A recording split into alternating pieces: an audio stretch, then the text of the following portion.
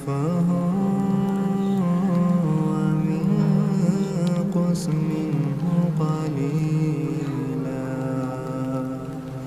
أو زد عليه ورتل القرآن ترتيلا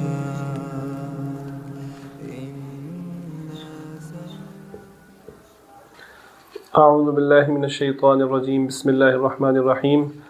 آج ہم سورہ فاتحہ کی اگلی 3 آیات پڑھیں گے، جو شروع کرتے ہیں اہدنا۔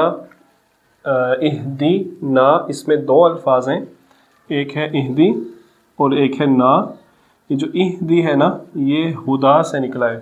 ہدا کا مطلب ہوتا ہے ہدایت۔ یہ ہدا کا لفظ اگلے سورہ بقرہ کی شروع کی 5-7 آیات میں بھی 2 دفعہ آئے گا، جیسے یہ آتا ہے ذالک الکتاب لا ریب فیہ ھدی للمتقین۔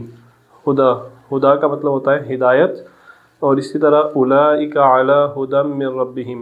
تو یہاں بھی ہدا جو ہے اس کا مطلب کیا ہے؟ ہدایت۔ تو اہدی یہ اس سے نکلا ہے، اس کا مطلب ہے ہدایت دے، ٹھیک ہے، ہدایت دے۔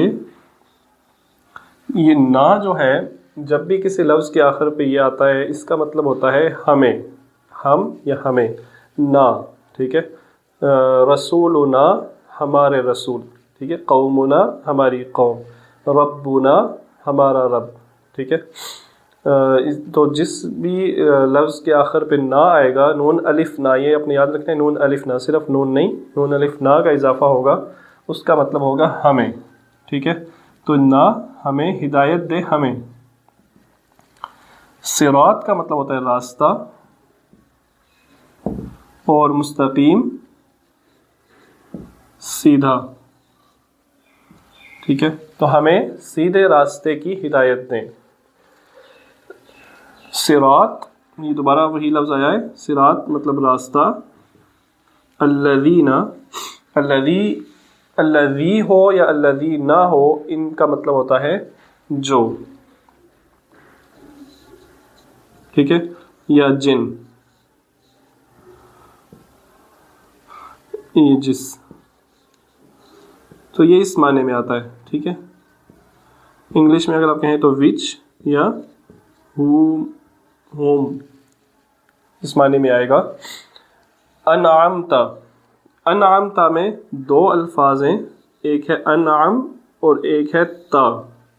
انعم کا مطلب ہوتا ہے، یہ انعام سے ہے، انعام،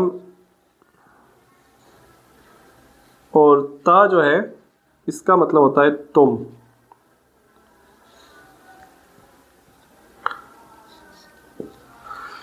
تم نے یا تمہیں وغیرہ اس معنی میں آتا ہے۔ تو آج ہم نے جو 2 نئے الفاظ سیکھے ہیں، وہ میں آپ سائڈ پہ لکھ دیتا ہوں۔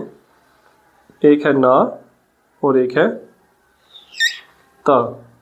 یہ آپ نے یہ یاد رکھنا ہے کہ یہ تا زبر تا ہوگا، ٹھیک ہے۔ اس کے نیچے زیر یا پیش لگائیں گے نا تو اس کا میننگ چینج ہو جائے گا۔ تو نا کا مطلب ہے، نا کا مطلب ہے ہمیں، اور تا کا مطلب ہے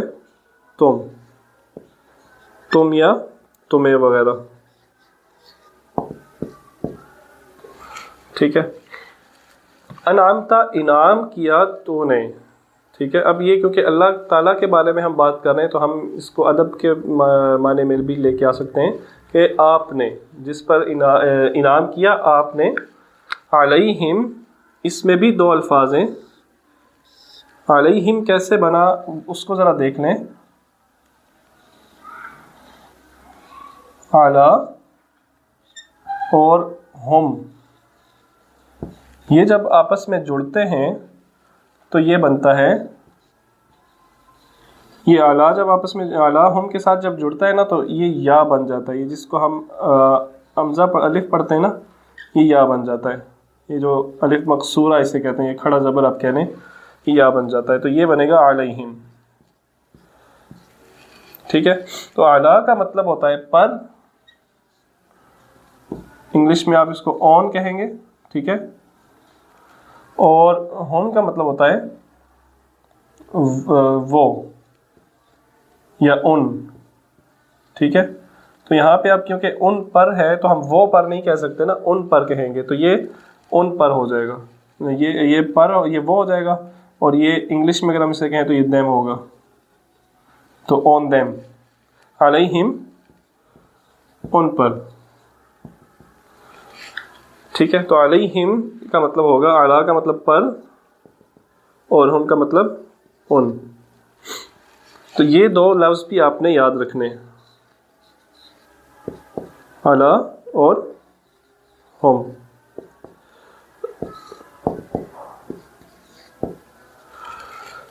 غیر, غیر کا مطلب ہوتا ہے سوائے, غیر کا مطلب سوائے. مغضوب میں غضب کا لفظ ہے, غین ضاد با, غضب.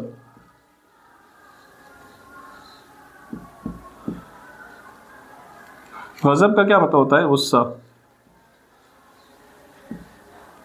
مغضوب جن پر سوائے مغضوب غضب ہوا یا غصہ ہوا. علیہم یہ پھر آیا, اعلیٰ کا مطلب پر اور ہم کا مطلب ان, تو یہ کیا بنے گا؟ ان پر.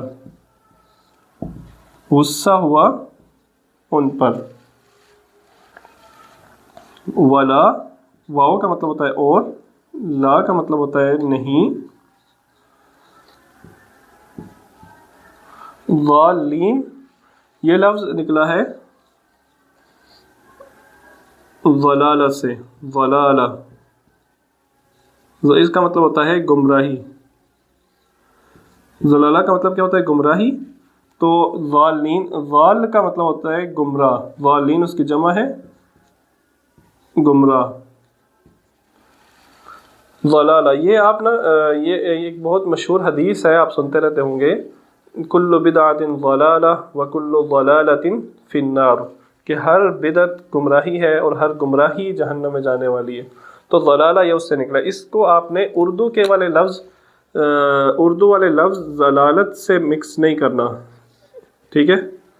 اس سے آپ نے, یہ ضلالت اور ہے, ٹھیک ہے, اور یہ ضلالہ ضاد سے ہے, یہ ذال سے ہے, تو اس کا مطلب ہوتا ہے گمراہی.